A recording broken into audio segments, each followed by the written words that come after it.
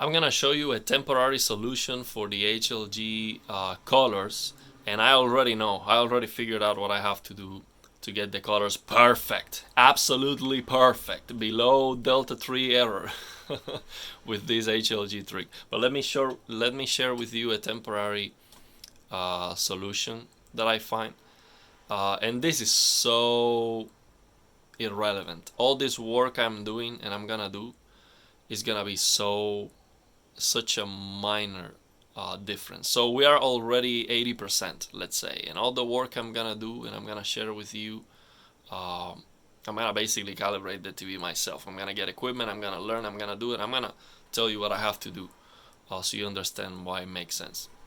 But for now, let me share with you this reshade preset that is basically adjusting the white point, and let me share with you what it does.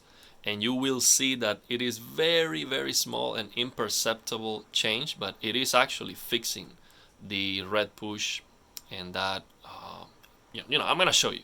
So this is the kind of difference that we're talking about. It's so small. Okay, off, on.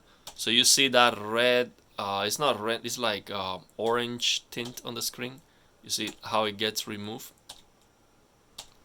You see it gets removed, and this is not making everything blue. Actually, it is reducing blue. Let's take a look at the sky. You see how it is so nice and blue with this preset. If I turn it off, actually becomes more blue. So this is actually making the blue less. It is making it warmer. So it's making warmer those blues, and on the other hand, is getting rid of that red tint at the same time. So this is a white point adjustment. Of course, there's no way in the world I can know for sure this is accurate, but does it look better to me? Yes, it does. And I'm gonna show you skin tones, so you will see how it does improve a lot.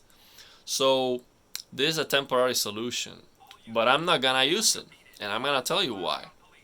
The reason why I would not use this post-processing tool is because I use black frame insertion. Okay, so when I use black frame insertion, I have the option on the game to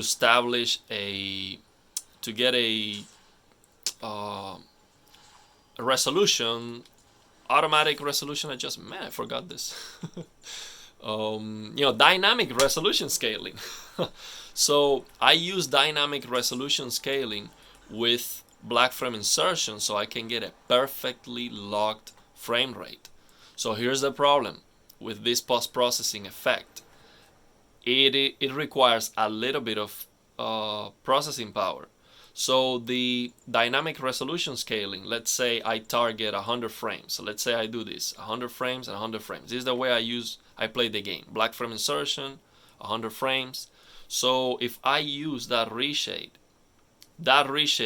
is going to be applied as a post-processing.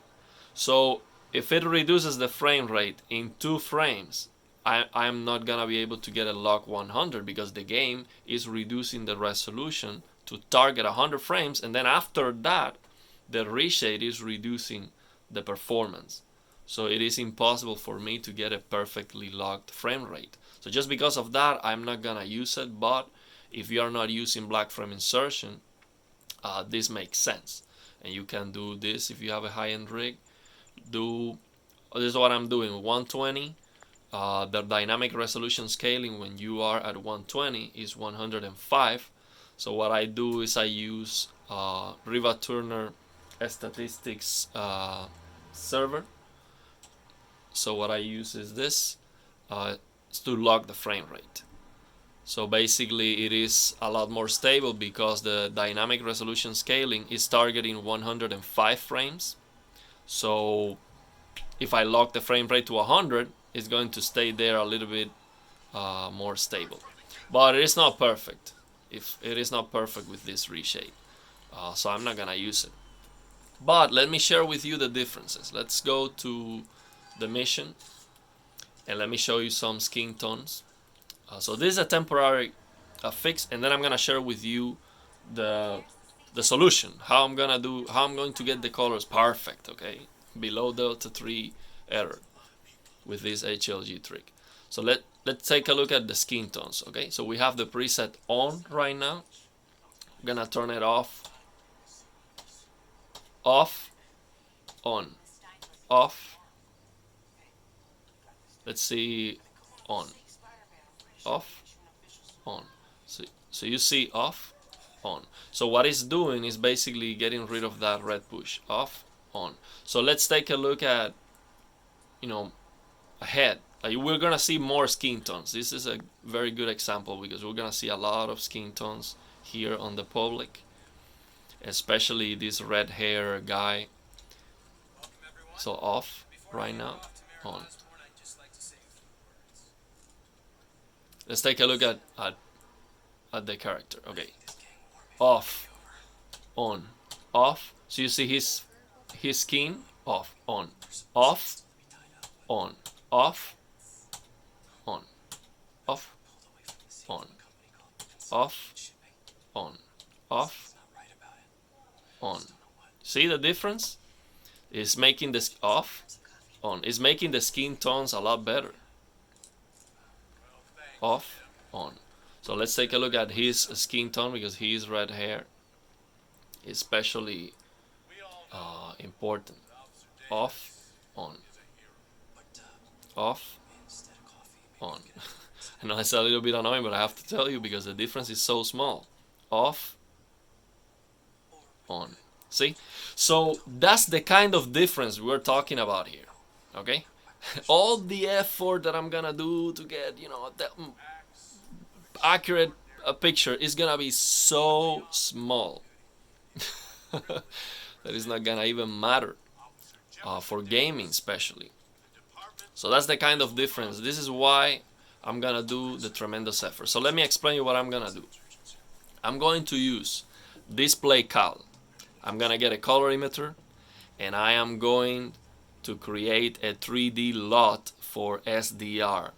It's gonna be a 3D lot that is going to convert the color space to DCI-P3, and I am going to do the calibration using the HLG electro transfer function. Okay, so that's it. That sounds very fancy, but it's not. I mean, it requires knowledge. I have to learn, I have to practice, I have to, you know, pay for equipment, and I'm gonna do it. So these TVs, they have 2 slots for SDR to upload 3D lots, basically 2 slots. So I'm gonna use one of them to upload that 3D lot, so I can always change back to the original one, and that's gonna be perfect. So after I do that work and I get it right, it's gonna be right for my panel. So of course it's not going to be perfect for every single TV, but you can try it. I'm gonna have that available for everybody for free. You can try it and see if it gets rid of that red push, or you can just go ahead right now, get this reshade and get this preset. It is called, let me tell you the name of the preset. It is called PROD80. PROD80 is 01B RT correct color. That's the name of the preset. You just turn it on, that's it. You already saw the differences. So I have it on right now. Everything looks fantastic. There is no red push. And let me show you the settings on the TV. Actually, I have the TV on native, HLG native. Let me show you. So we come here, 111.3.111. We change this EOTF to HLG, and I have tone mapping off, and I have the colors native 55, 150. Okay, and with that, it looks perfect to me. And like I said again, even after getting the colors perfect, it's going to be imperceptible. The difference is going to be imperceptible, but I'm still going to do it. I'm still gonna do it because I want perfection, and I'm gonna show the calibration report, so nobody can can discredit or say that this is incorrect anymore. After I do that, it's game over. It's perfect. I'm gonna share that with everybody, and you're gonna be able to get. It's not gonna be perfect on your TV specifically, but if you want perfection, you can hire a calibrator, and you already know what you're looking for, or they're gonna know. Any TV calibrator can do this very easily. It's not a big deal, but for some reason, they don't do it because it is incorrect. So I don't care that it's correct or not. If it looks good to me, if the skin tones look good, the game looks more colorful, and especially that HDR is so awesome. So I was measuring, for example, the sun. It was 800 nits, 7 to 800 nits. So it is awesome.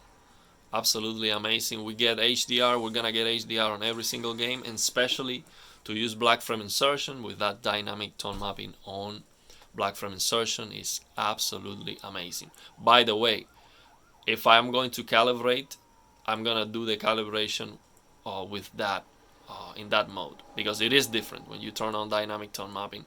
I'm gonna do the calibration like that, and that might be an issue because dynamic tone mapping adjusts dynamically, but with dynamic tone mapping the colors change because the gamma changes the color too. So I'm gonna do the calibration with that. I might do two calibrations, one with off and one with dynamic tone mapping, and then I can share both results. It's not a big deal.